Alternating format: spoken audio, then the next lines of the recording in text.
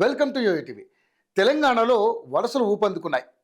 నిన్న మొన్నటి వరకు తెలంగాణ కమలం పార్టీ నుంచి జంపింగ్లు ఉంటాయని ప్రచారం జరిగింది. కానీ ఇప్పుడు బీజేపీలోకి కొంతమంది నాయకులు వచ్చేందుకు రెడీ అవుతున్నట్లుగా ప్రచారం సాగుతోంది.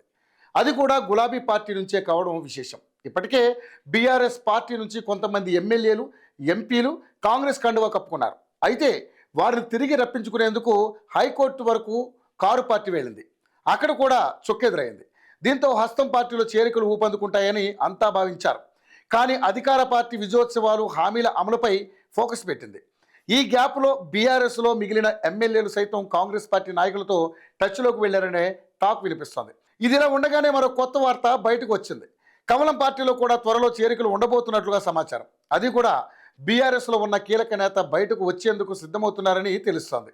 ఇప్పటికే బీఆర్ఎస్ నుంచి బీజేపీలో చేరిన నేత ఎవరైనా ఉన్నారు అంటే అది ఈటెల రాజేంద్ర మాత్రమే. ఆయనకు పార్టీలో ఇప్పటి వరకు మంచి గౌరవమే దక్కింది. గత ఎన్నికల్లో ఎమ్మెల్యేగా ఓడిపోయినా ఎంపీగా పోటీ చేసేందుకు అధిష్టానం మరో అవకాశం ఇచ్చింది.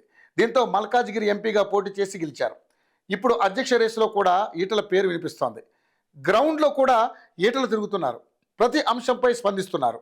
ఈటలకు కాషాయ పార్టీలో దక్కుతున్న గౌరవం చూసి పార్టీలోకి వెళ్లేందుకు మరికొంతమంది ఆసక్తి చూపిస్తున్నారు. అయితే వీరి పార్టీలోకి వెళ్లాలంటే ఖచ్చితంగా హైకమాండ్ అనుమతి ఉండాల్సిందే. కానీ కారు పార్టీలో కీలకంగా ఉన్న ఓ నేతకు మాత్రం పార్టీ మారుతానంటే రెడ్ కార్పెట్ పరిచేందుకు పార్టీ అధినాయకులు సిద్ధంగా ఉన్నట్లుగా ప్రచారం జరుగుతోంది. ఆ నేత ఎవరో కాదు, BRS trouble shooter Harish Rao. గతంలో కూడా పార్టీ మారుతారంటూ, అది కూడా బీజేపీలకు వెళ్తారంటూ ప్రచారం జరిగింది. కానీ అది మాటలకే పరిమితమైంది. అయితే తాజాగా ఈటలతో హరీష్ రావు దిగిన ఫోటో ఒకటి బయటకు వచ్చింది. దీంతో బీజేపీలోకి రమ్మని పిలిచేందుకే ఈటల హరీష్ రావును కలిశారని ప్రచారం జరుగుతోంది. ఇది ఎంతవరకు నిజమనేది పక్కన పెడితే ప్రస్తుత రాజకీయ పరిణామాలను బట్టి హరీష్ రావు బీజేపీలోకి వెళ్లే ఛాన్స్ ఉందని స్పష్టం అవుతోంది. ఎందుకంటే బీఆర్ఎస్ ఓటమి తర్వాత కేసీఆర్ సైలెంట్ కాగా ఫీల్డ్ పైన కేటీఆర్, హరీష్ రావులే కనిపించారు. అయితే హరీష్ రావు స్పీచ్ల ముందు కేటీఆర్ తేలిపోతున్నారనే టాక్ ఉంది. దీంతో హరీష్ రావుని దూకుడు తగ్గించాలని కేటీఆర్ కేసీఆర్తో చెప్పారంట. అప్పటి నుంచి హరీష్ రావు కాస్త నెమ్మదిగా ఉన్నారు. అలాగే ఆయనలో అసంతృప్తి కూడా మొదలైందని సన్నిహితులు చెప్తున్నారు. ఎన్నేళ్లు బీఆర్ఎస్లో నెంబర్ 2 లేదా నెంబర్ 3కే పరిమితం అవుతామని హరీష్ రావుకు అర్థమైందని కొంతమంది అంటున్నారు. ఇదిలా ఉంటే ఫోన్ ట్యాపింగ్ అంశంలో కూడా మొన్నటి వరకు హరీష్ రావు పేరు మాత్రమే వినిపించింది. తాజాగా కూడా నమోదయ్యింది. రేపో మాపో నోటీసులు కూడా అందే అవకాశం ఉంది.